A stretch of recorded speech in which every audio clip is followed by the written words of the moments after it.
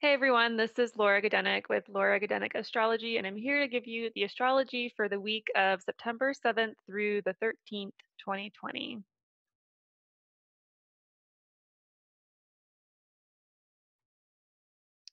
So, really, things start off on Wednesday the 9th. A few different things. Okay, so Wednesday the 9th, we have the sun in Virgo making a nice trine to Jupiter in Capricorn. Trines are full of ease and provide opportunity. They're flowing. They're really positive aspects, but they're aspects that we need to take advantage of.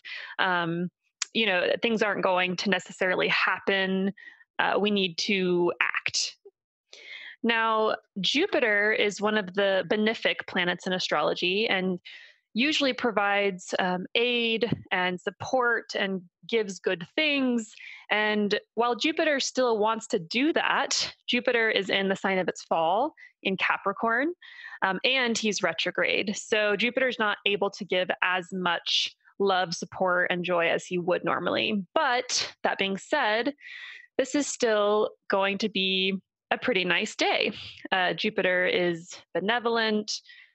Jupiter represents spirituality, religion. And in Capricorn, Capricorn's about time and age and tradition.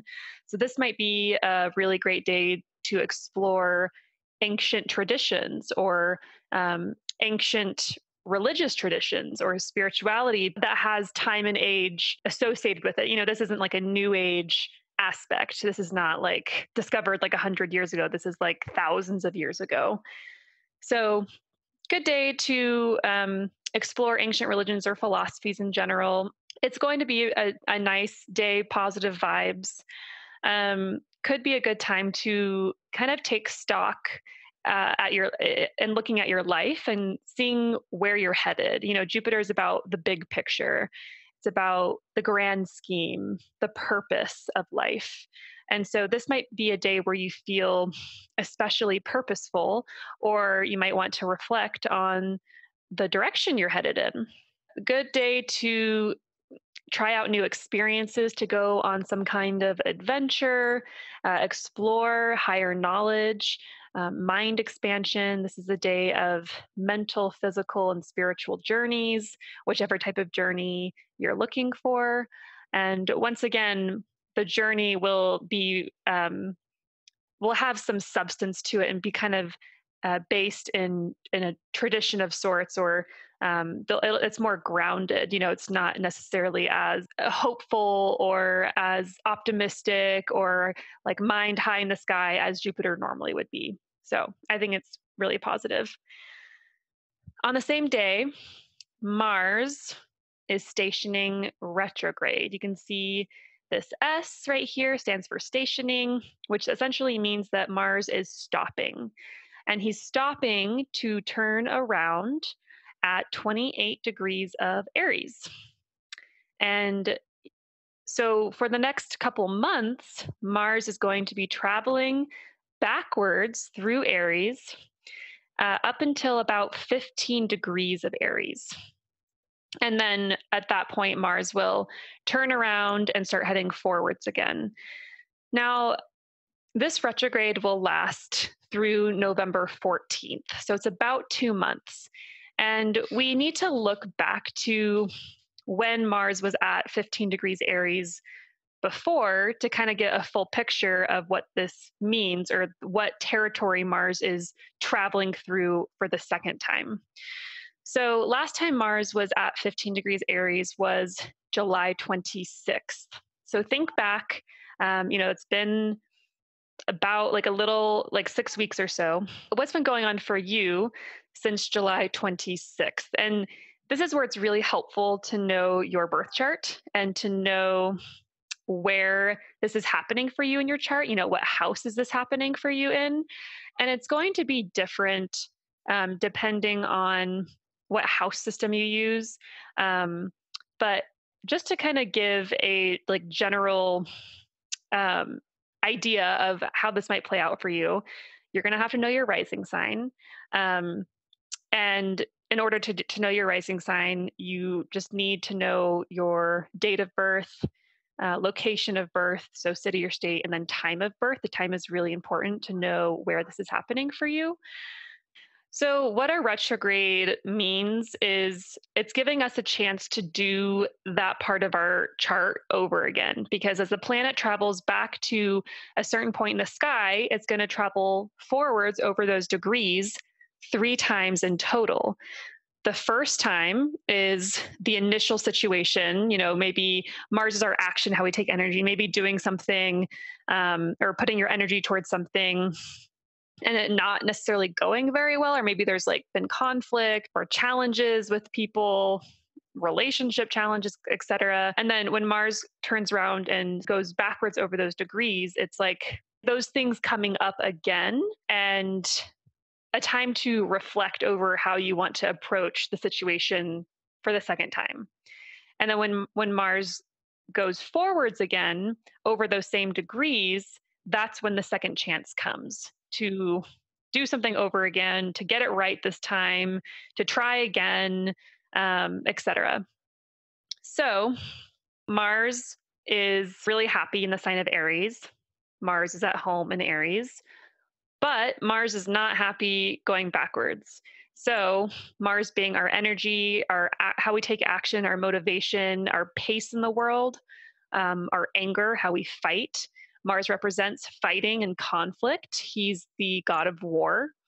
Especially if you are an Aries, this is going to be very impactful for you, especially if you have your sun between 15 to 28 degrees of Aries. Similarly, if you're any of the cardinal signs, so that's Libra, Capricorn, and Cancer, around 15 to 28 degrees, if you have any of your personal planets there, this will be very impactful for you. And it'll maybe create a challenge or a problem to overcome. It'll be dynamic.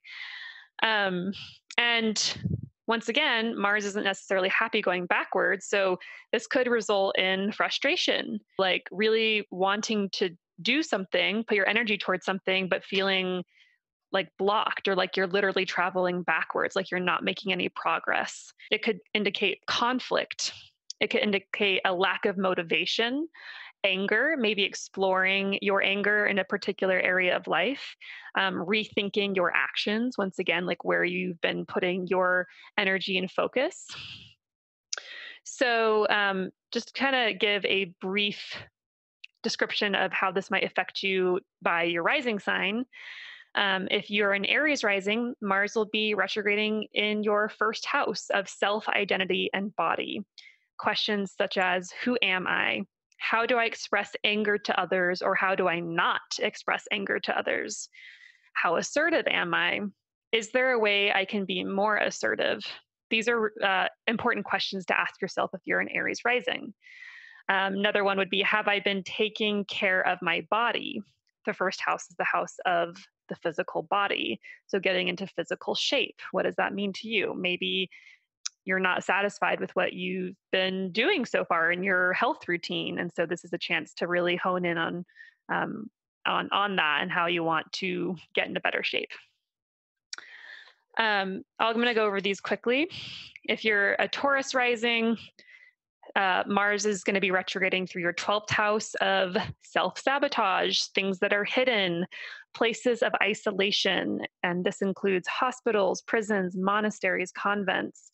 The 12th house is the house of mental health. So things like depression, anxiety, meditation. Meditation is a 12th house topic because it includes or ensues isolation. Maybe your energy has felt really inaccessible to you with Mars traveling through your 12th house. Things that are hidden. Maybe your anger has felt inaccessible or repressed. Maybe this is about learning about your anger and why you're angry and like how to express it. Are you hiding it? How have you been using your energy? Have you been using it in healthy ways, or have you been using it to self-sabotage? 12th house is the house of addictions. So what are your vices? That's a good question to ask if you're a Taurus rising. This will give you a chance to go back and do it over again. 12th house is the house where it's literally you and God in a sense. It's that place where you might kind of sink or drop so low that you might feel so isolated that the only way forwards is, like it's like a come to Jesus moment, or life of the soul, dark night of the soul type of stuff. So it might be really helpful. This might be a 6 month period, because Mars will be in Aries for 6 months. This might be a really concentrated time for you to really reflect on those questions. Gemini Rising, this is happening in your 11th house of groups, friends, organizations. So classic friend drama.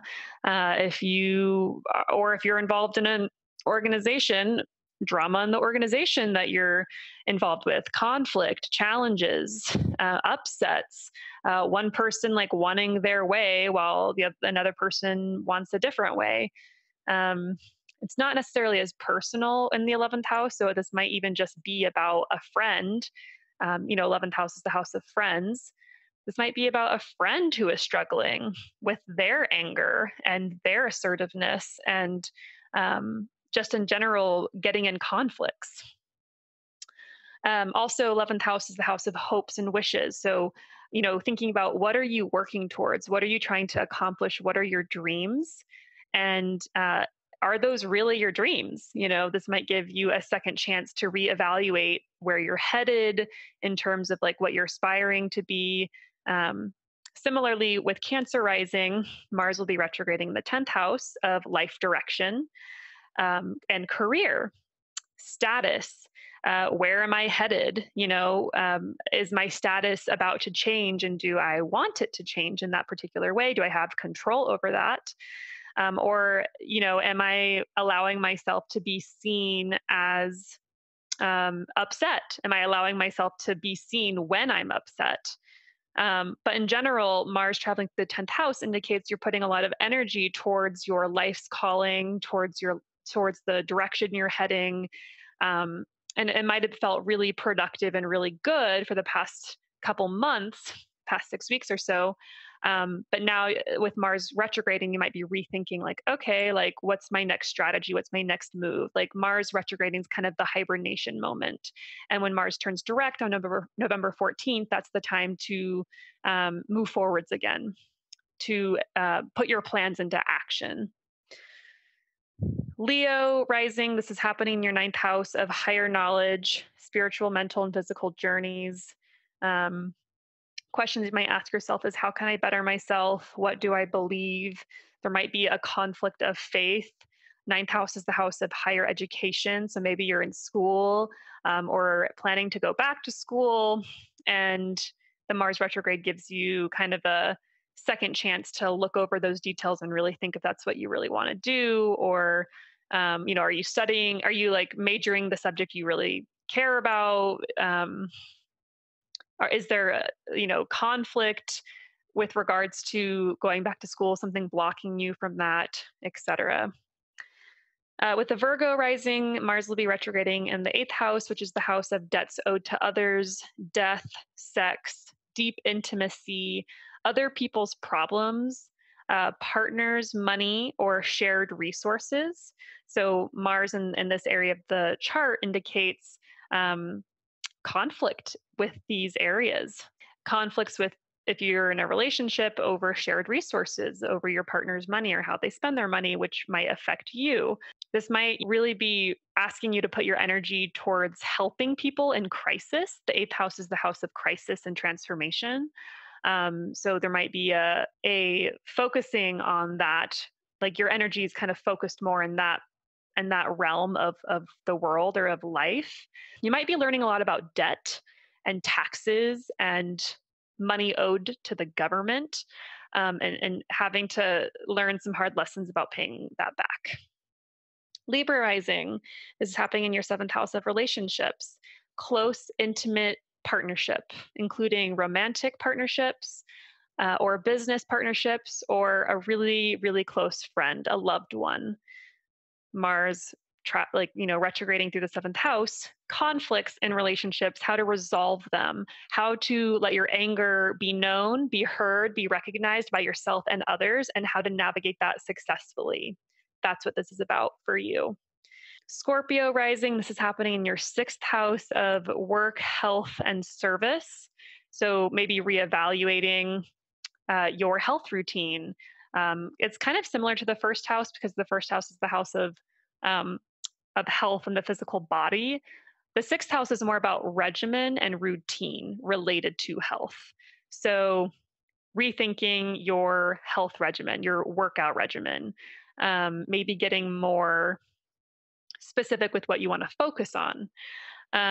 Maybe conflict in the workplace with your coworkers. Sixth house is the house of coworkers, and like how to resolve that, how to navigate that. Once again, like Mars's job, especially traveling through Aries, is to allow us to explore conflict. I think there's so much fear around conflict and around fighting and around rage and anger. It's like seriously something that's quite repressed in our society at large, I think. And there's not really a lot of lessons or mentoring around how to deal with anger in a healthy way. So, this is a lesson for all of us collectively, but it's just happening in different areas of our life.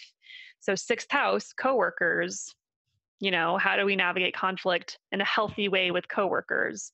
What's the most useful way that we can be of service to others? And Mars retrograding through the sixth house could mean rethinking, getting a chance to do over the way that you contribute, the way that you serve. So that's Scorpio rising. Sagittarius rising, this will be happening in your fifth house of creativity, pleasures, children, love, and romance. So this could literally be, if you have kids, increased conflict between your kids, or if you have one kid, increased conflict in their life. The chart isn't all about you, it's about your life and the people in your life. So maybe even like learning how to navigate conflict with your child, or teaching them anger management skills or how to express themselves. It could also just be about creativity. Where are you putting your energy with regards to creativity? And what's your art? What's your medium? How do you express your voice? That could be a big theme here for the next 6 months. In addition, fifth house is the house of love and romance. Seventh house is relationships, more like contractual relationships, like marriage, and like we're committed to each other. Fifth house is like flings and sex and just kind of more lighthearted romance, maybe like flirting. So if that's been a part of your life for the past couple months, if you've been flirting or involving yourself in kind of a casual romance, this is a time of rethinking. Oh, like, is that all I want it to be? Mars turning direct and traveling forwards again will give you a second chance to work through that in particular, if that's what's up for you. Capricorn rising, this is happening in your fourth house of home, family, and where you live. This includes just like roommates, things happening at home with your parents, with your family, even, your relatives, like your grandparents, your people who are in your immediate family. There could just be conflict amongst your family in general and having to navigate that once again. Fourth house is the house of land that you own as well. So could be conflict around land. Or you might be renovating your house and putting a ton of time and energy and work into that. And maybe like something messed up. Or maybe the plumber didn't do the plumbing right. And it's like becoming this big problem. And Mars retrograde indicating, oh, like that didn't work.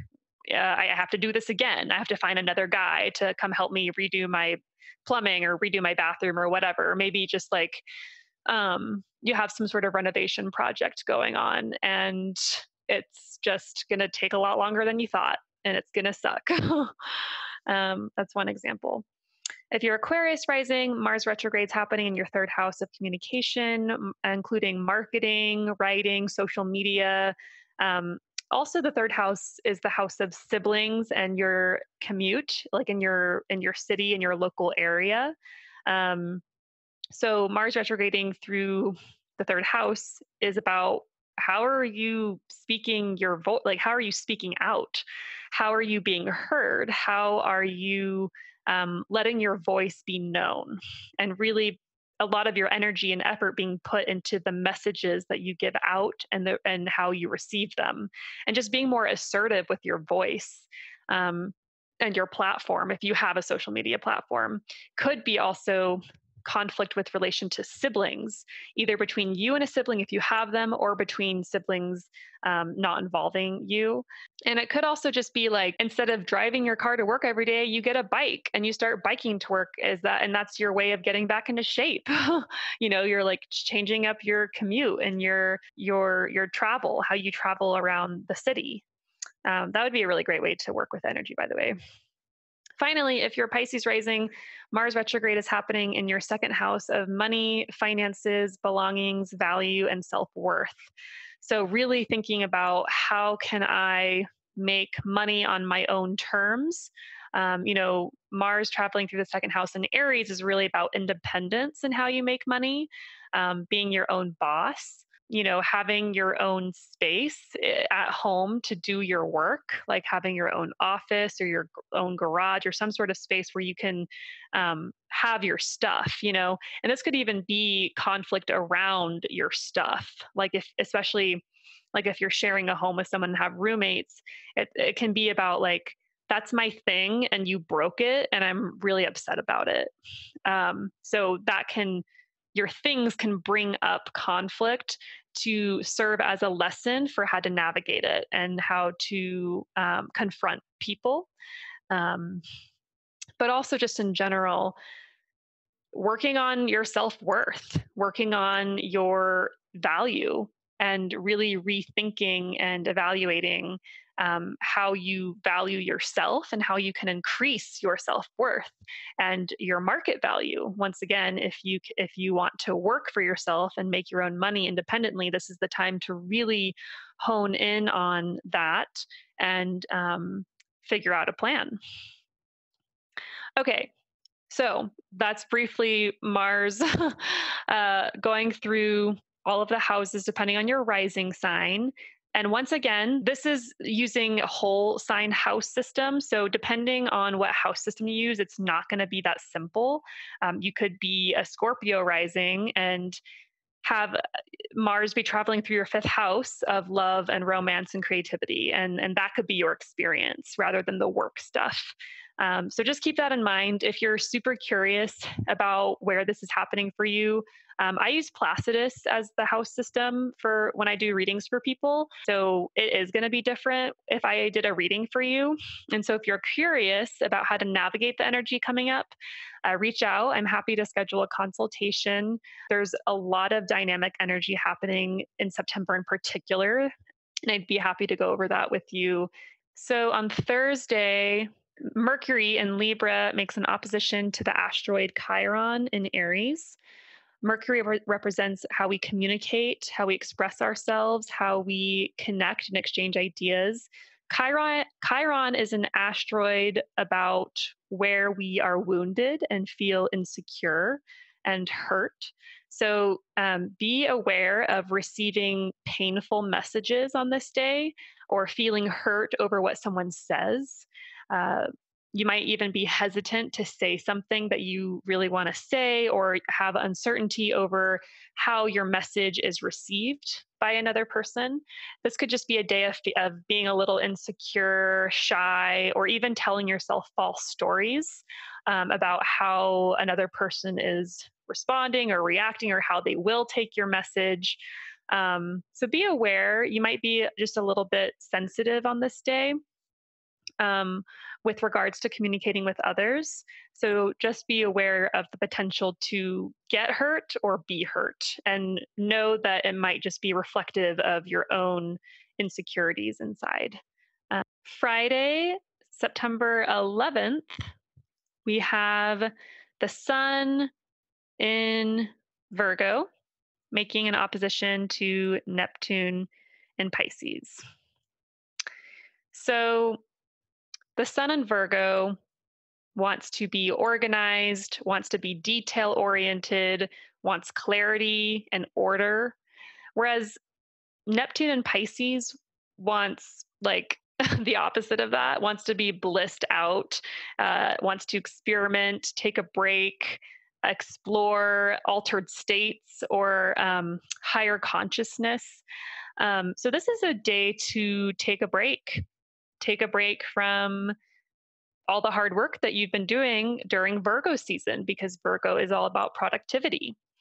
Um, don't try to do like any detailed tasks on this day, or don't sign contracts or make agreements that you can't keep, or just in general. Neptune has a way of blindsiding us and of making things appear to be better than they really are. So there can be illusions or delusions.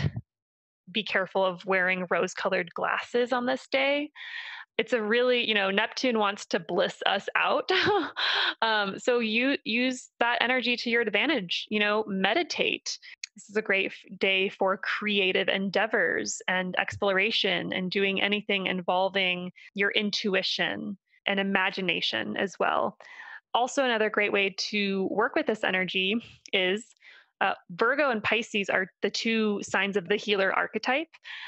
So, this is a great day to do something healing for yourself or for others, whether that's like getting a massage, or volunteering at an organization you care about, like for a cause that you care about, helping other people in some way.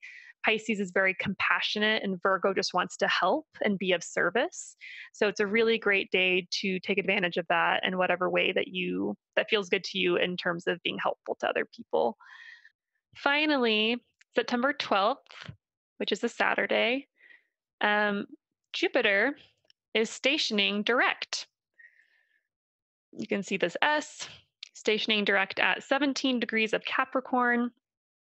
Jupiter was last here on February 17th of this year, just to kind of give a time frame.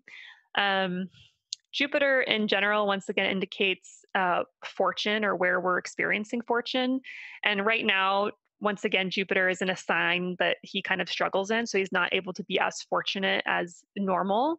But the fact that he'll be stationing direct and moving forwards again does mean a change in fortune, and wherever this is happening for you in your chart. And Jupiter, this really signifies Jupiter making its final journey through Capricorn before he enters Aquarius on December 20th. So we have just a few more months of Jupiter in Capricorn. And of course, this also means he'll be making another conjunction with Pluto in a couple months, sometime in November. And that will probably indicate some like money exchange within the government, like maybe another unemployment deal or stimulus check or something like that, because that's what happened the first conjunction. And then, Jupiter will conjoin with Saturn as well at 0 degrees of Aquarius in December. So this is pretty significant. Jupiter's moving forwards again, and it's just good to know. So all right. Well, that's it for the week. I hope this was helpful. I'd love to hear your stories and how this is showing up for you in your life, because that's how I learn as an astrologer. Once again, if you're interested in a consultation, you can just message me on Facebook or email me at consultation@lauragadenic.com. And I'd love to do that for you. Also, if you are enjoying these videos and are getting something out of them, it does take me a long time to prepare for them and to do them. And then my partner also edits them. So if you feel so inclined to donate, you can Venmo me at Laura-Godenick. That's Laura, Laura Godenick, Godenick. Any amount would be helpful. I would be so appreciative, but also whatever feels good for you. So I hope you have a great week, and I'll be back next week with another update. Okay, bye.